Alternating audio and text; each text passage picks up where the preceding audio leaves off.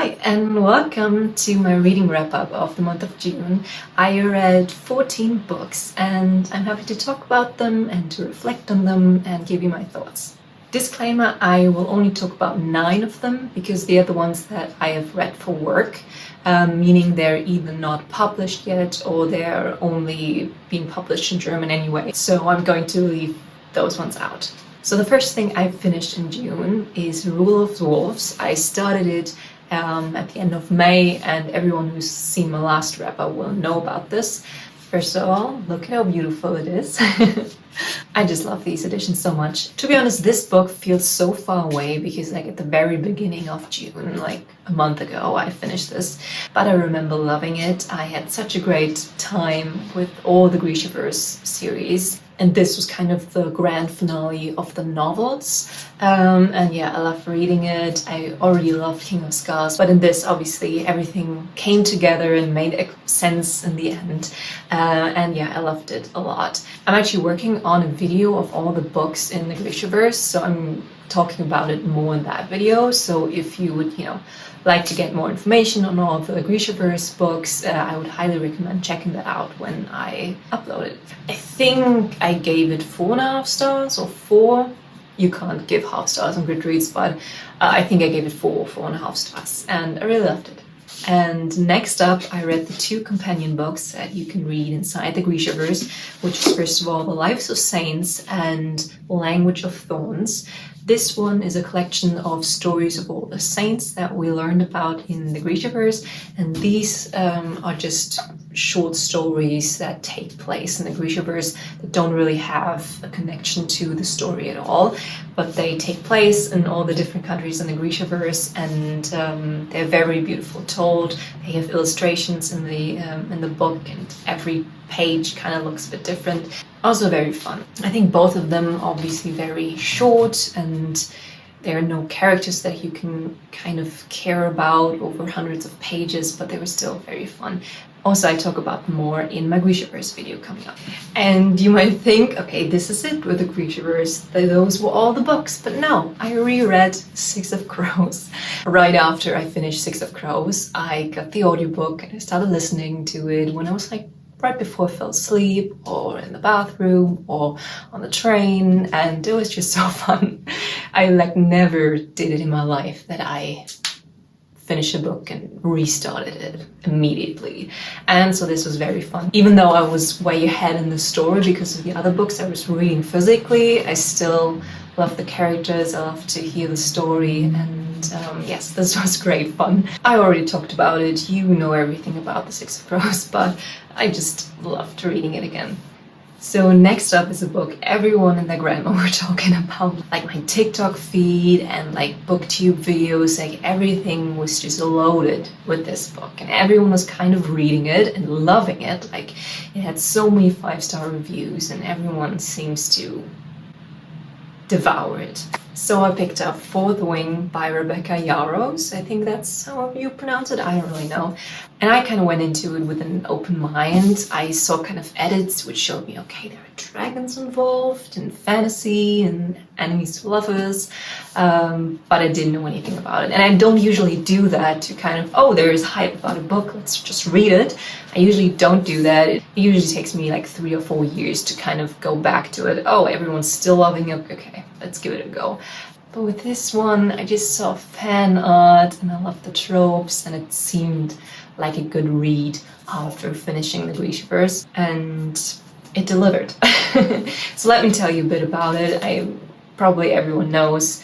So basically in Fourth Wing we have this fictional world and this fictional college where our main character Violet goes to, and there are 4 things that you can do at this college. You can become a scribe, a healer, a writer, or you can go to the infantry. And Violet has trained all life to become a scribe because she loves literature, she likes to be organized, she is seen as more like weak and fragile, and that's what she wanted to do all her life. But her mother actually wants her to become a writer because these are like in hierarchy the very top because they ride dragons. That's cool. So basically on the day she goes there, she's like, oh shit, I have to be a writer now. And to become a writer, you have to go through a 3-year program where most of the people die. It's very dangerous. The training is insanely dangerous.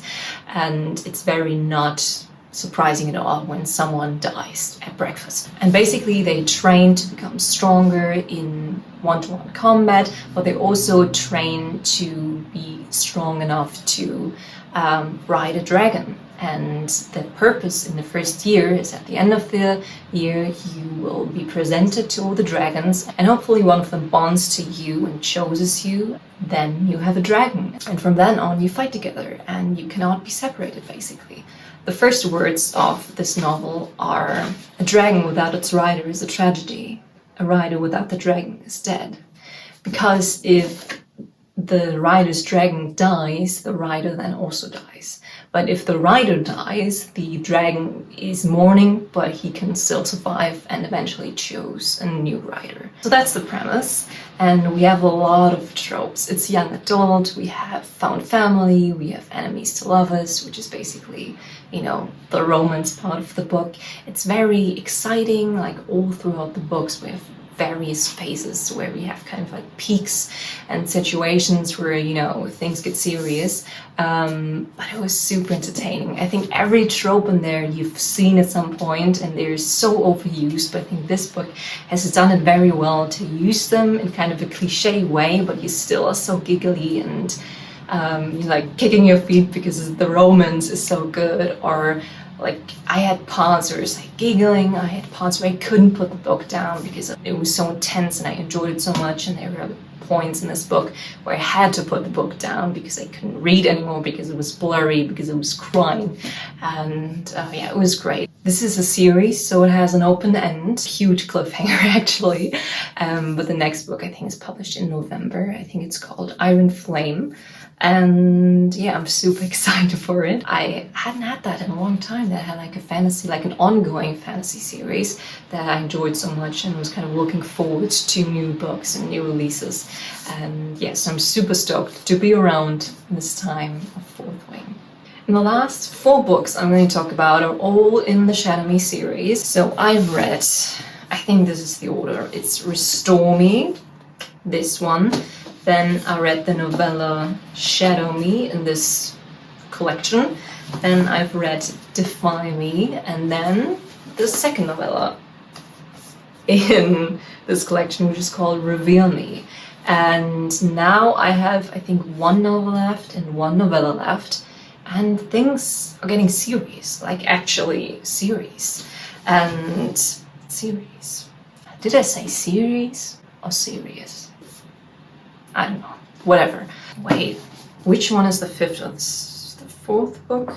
I think at this point the titles do not even matter anymore. I think like in Shatter Me and Unravel Me, like it was, you know, picked up in the book, but now it's just random words, to be honest. This series is very consistent, I think. It's not getting better, but it's also not getting worse.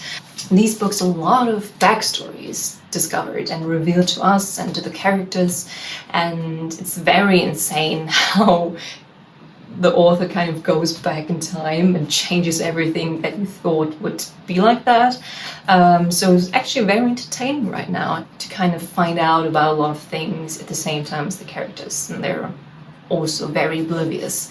And I think at this point it's all starting to get a bit more serious. I think in the first couple of books it was like, well, she's 17, how is she going to do any of what she wants to do? Like, it doesn't make any sense. But in these couple of books I think it gets a bit more clear, oh, she is actually not able to do that, and she has to have help from other people that are kind of a bit bigger than her. I really enjoy that we have way more POVs in these later books. Like at first it was only Juliet, and you get a bit of relief from the novellas at first, but now also in the novels we have multiple POVs, so we get to see the world more from other people's eyes and through other people's minds, because Juliet is kind of, you know, a bit fucked up at some point. Everyone is having a very hard time right now. It's very going downhill for a lot of people, and I'm waiting for it to go uphill again, actually.